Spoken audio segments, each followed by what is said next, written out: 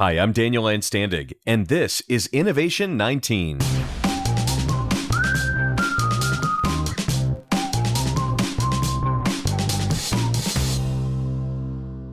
Welcome to Innovation 19, our new exactly 19-minute podcast on innovation, entrepreneurship, ideas, and insights that can transform our future. We believe that innovation is a mindset, not a momentary behavior, and this podcast is all about inspiring and igniting the passion and creativity of leaders and changemakers like you. Whether you're a digital content creator or a traditional news media organization or journalist, today's episode is for you because we're talking about news. You know, the thing we all used to watch at night before social media took news off our TV screens, chewed it up, and threw it into our social feeds. We've come a long way from the 24-hour news cycle we once knew because information now travels and morphs at the speed of social. Stories are breaking, trending, and dying every day over the span of 3 to 5 hours. So how do you keep up with the rapidly evolving digital news landscape and stay relevant globally or even locally when it's virtually impossible to be the first one to break a story? In this episode, we're going to have an insider conversation about trend prediction and the future of news, so you can continue to surface stories that your audience cares about and be relevant today and into the future. The reality is that many newsrooms, local newsrooms in particular, just don't have the resources they once had, especially for investigative journalism. And social media has given rise to citizen journalists and debates over fake news, and we're going to talk about that today too. First, a little context. Now, news as we know it began in Venice, Italy in the 1500s. Handwritten news sheets were circulated in the streets. You might call them the original newspapers. Now, the printing press was invented, and there were lots of innovations around distribution of print and so on, even including some controversy around child labor, etc. But fast forwarding, radio was invented in the 1920s, and newspaper owners were afraid that radio would kill print journalism because of its immediacy. The 1940s brought television news broadcasts, first with a runtime of 15 minutes, later expanding into 30 minutes after the assassination of JFK, and this was really the era of watching the evening news with your family, gathered around the TV screen after dinner. It wasn't until the 80s when CNN was a part of the 24-hour news cycle invention. And during the 24-hour news cycle, these were kind of golden years for journalists. It's not that a journalist's job was easy, but it was at least straightforward. Journalists got an assignment, they went out to investigate, and then the newspaper or TV station or cable news network broke the news that night or the next morning. And at home, we would be delighted to see the news first on that broadcast. Then the 90s came around, and here comes the internet. Newspapers go online, the New York Times hit the web, or as they called it at the time, cyberspace, for the first time in 96, and then Facebook, Twitter, and everything changed from there. Now, suddenly, today, if you have a natural disaster in part of the country, an average citizen journalist, if you will, that happens to be on location, could upload the details, images, videos, everything to social before a news station can even leave the driveway. And that means, really, by the time the 6 o'clock news rolls around, we've already seen a lot of the information in our social feeds. So, not surprising, local news stations and cable news stations are struggling for audiences when it comes to being the breaking news source. Now in 2020, at least here in the US, we're a nation of more and more digital natives. That is, people who have been born into the digital age. They just don't know a world without the internet. A third of us grew up playing on home computers, iPads, scrolling on smartphones, and the numbers speak for themselves. A survey from March this year showed us that in the past year alone, Americans are spending twice as much time on mobile accessing current events and global news compared to last year. 3 out of 5 millennials say they get their news from social media, and that's more than twice the number of people who say they get their news from broadcast. And sadly, and not surprisingly, everybody likes to pick on print. 2 out of 5 survey respondents say they would never use a daily newspaper to keep up to date because they say daily news just isn't fast anymore. Now, I get it. You're thinking, yeah, but it's not daily anymore. Daily newspapers have gone online. They're like hour-by-hour news organizations now. But the troubling data point is that most younger consumers just don't perceive that newspapers, even the ones that have converted to digital brands, are 24/7 real-time sources. And younger audiences just don't have loyalty to any one news source. Despite the value of real news reporting by expert journalists, Today's audiences are turning to unvetted hourly news sources. Where are they going? Bloggers, vloggers, influencers on Instastory, because it feels real and raw and transparent. Since the people sharing the news are doing it in a way that relates to their audience. A fashion blogger in Paris telling her Instagram followers about the new wave of COVID shutdowns while sharing raw footage of empty stores is just going to be more interesting as a perspective on the subject to fashion consumers. Whereas an article about the same issue that includes a political spin on Macron's policies engages a different type of news consumer. Another example, when an earthquake hits LA, Patton Oswalt, 4 minutes after a magnitude 4.2 earthquake hit the San Fernando Valley this past July, he tweeted, "Just realized my earthquake kit is a bag of Doritos and one snow boot." And celebrities are actually faster at reporting an earthquake than LA QuakeBot. That's a Twitter account that's linked to a seismic register. With YouTube, Instagram, and Twitter, people choose the host and the style and spin they like the most. It's a problem as well as an opportunity for traditional news organizations. Let's break that down a little more. Here's the problem facing the news industry today as we see it. Speed, spin, and style. Speed. Many traditional news organizations have become bureaucratic and slow. Production cycles drag. There are approval processes in place that informal news sources like blogs and social accounts don't have. Spin. Nearly all news reporting is perceived to have some type of editorial spin now. Style. Watch the most popular YouTube personalities, then turn on your local TV news. Drastic difference. And while the broadcasters are generally more professional, the style is out of touch with 25 to 44-year-olds in the 2020s. Not everybody, but look, go travel the country and watch local TV news, and you see a big difference in the YouTube personalities and the authenticity of many news anchors today. It's just harder, too, to run a 24/7 news operation. According to Pew Research Center, newspapers lost half of their staff from 2008 to 2019, and we know that the pandemic also hit newsrooms hard. According to the New York Times, in the last 6 months, 36,000 media company employees have either been let go or had their pay reduced. Diminishing revenue in the news industry has meant that good journalists who just couldn't navigate the digital tsunami of reporting have been cut. And this has resulted in smaller newsrooms and less experienced writers, which makes news, especially local news, harder to produce. If you're an assignment editor or news director, you really have to think about what your audience is going to care about a few hours from now. And even amongst 35 to 54-year-old audiences, that is really hard to do because the average social trend is only lasting 4 to 6 hours now. So the window of time that we have to take advantage of a topic or a story is just shrinking. So how are leaders and managers in the news industry dealing with this? Well, mostly, they're sifting through thousands of minute-by-minute stories and trying to prioritize the thing that they think will be most impactful with their audience for the longest amount of time.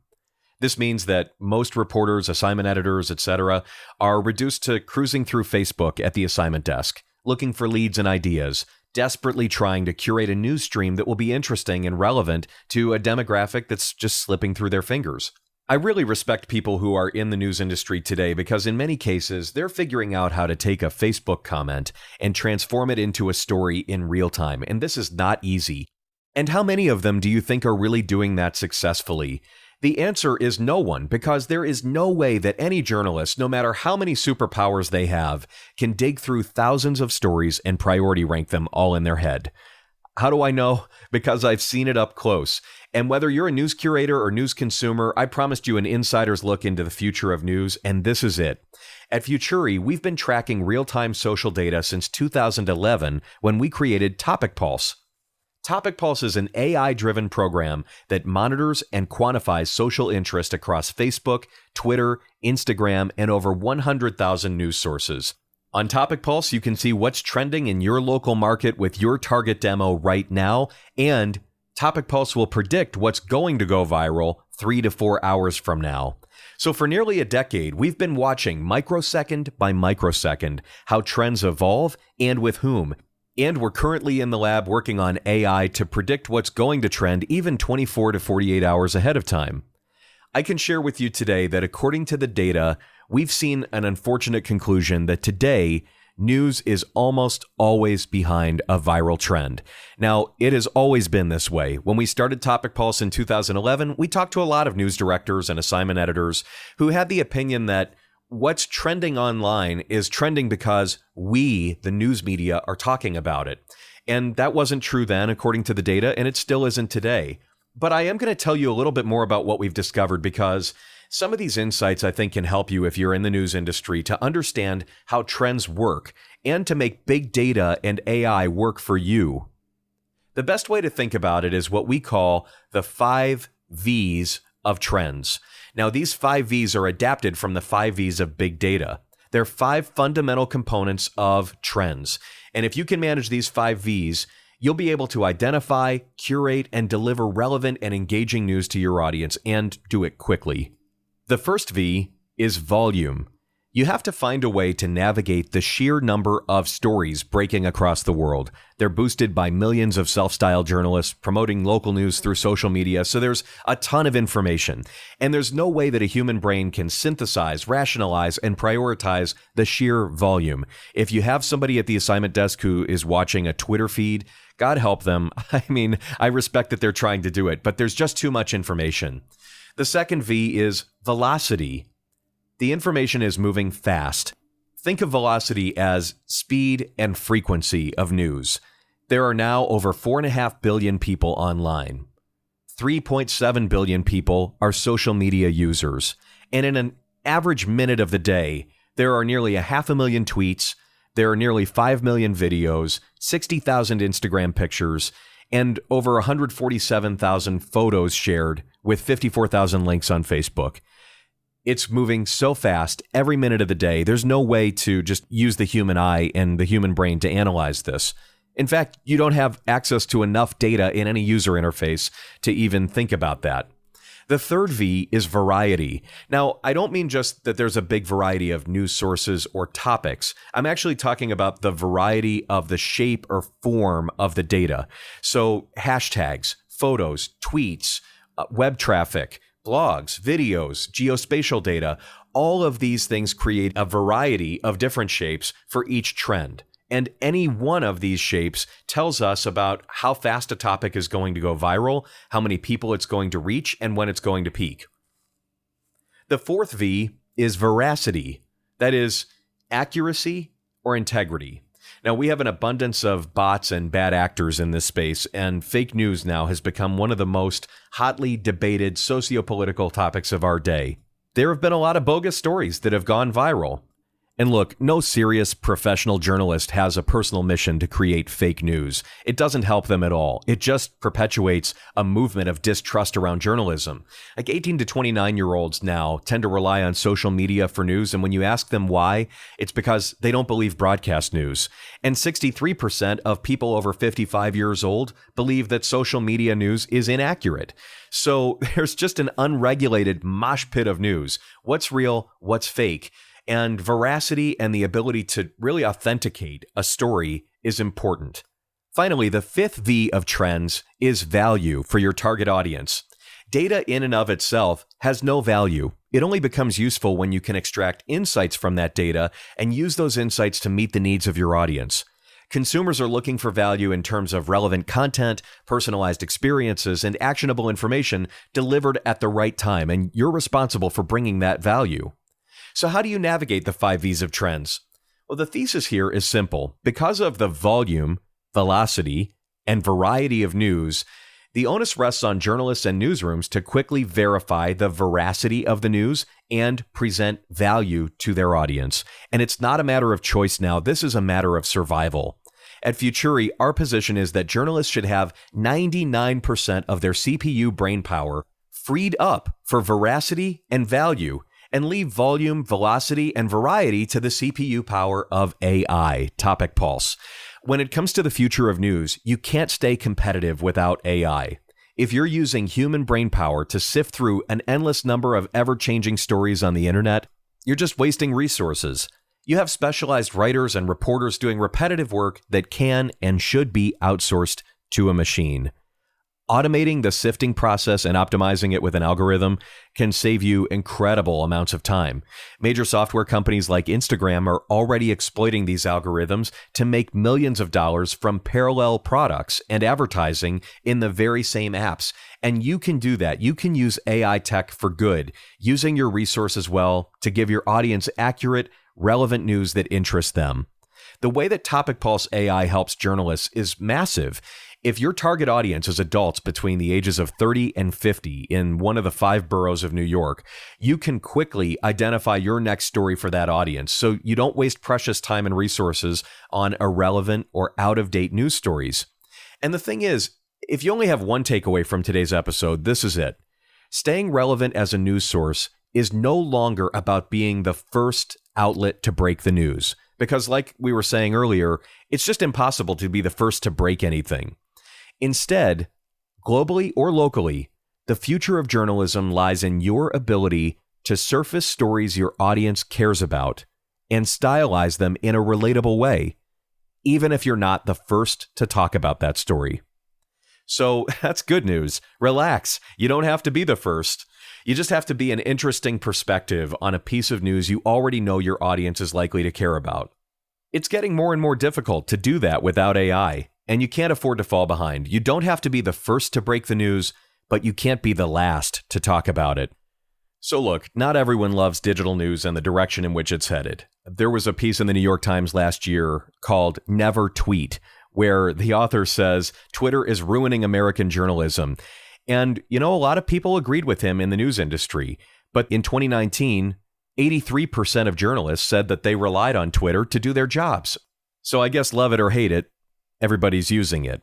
Now, journalist Jeff Jarvis explained that a journalist is supposed to listen to the public they serve and bring their own value to the story. That is to say that if the public is using and engaging with social media, then newsmakers should also, because it's a direct feedback loop that shows what the audience is really interested in and what they're engaging in.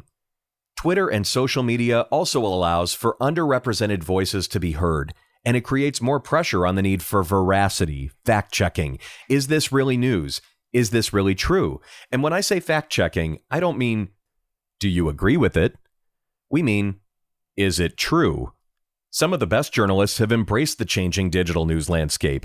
Jennifer Jacobs of Bloomberg consistently breaks stories from the White House, actually publishing teasers of her latest news story on Twitter as she preps her full report. So that way she can take the time to dive deeper into the story while still staying engaged with her audience in real time. But at the end of the day, look, journalists are human, and you can't have 100 Jennifer Jacobses at Bloomberg making sure all the top stories in the country and around the world are getting appropriate, timely coverage. So AI tools that work around the clock are instrumental in providing key insights on what stories are breaking and what stories will be breaking soon. Even when journalists are given permission to bring personal opinions and spin into a story, AI-powered tech can be a great feedback loop for how that editorial spin is landing with audiences. And as tech continues to evolve, the things that can be streamlined are going to be streamlined. The things that can be taken over by AI are going to be taken over by AI. The future newsroom or digital content hub may very well have more machines at work than humans.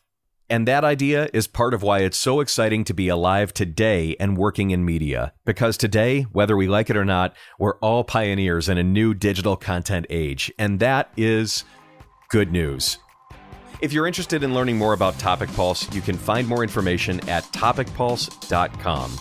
I'm Daniel Landstandig. This is Innovation 19. Our executive producer in charge, that would be EPIC for short, is Zena Burns, and sonic branding is by Real World.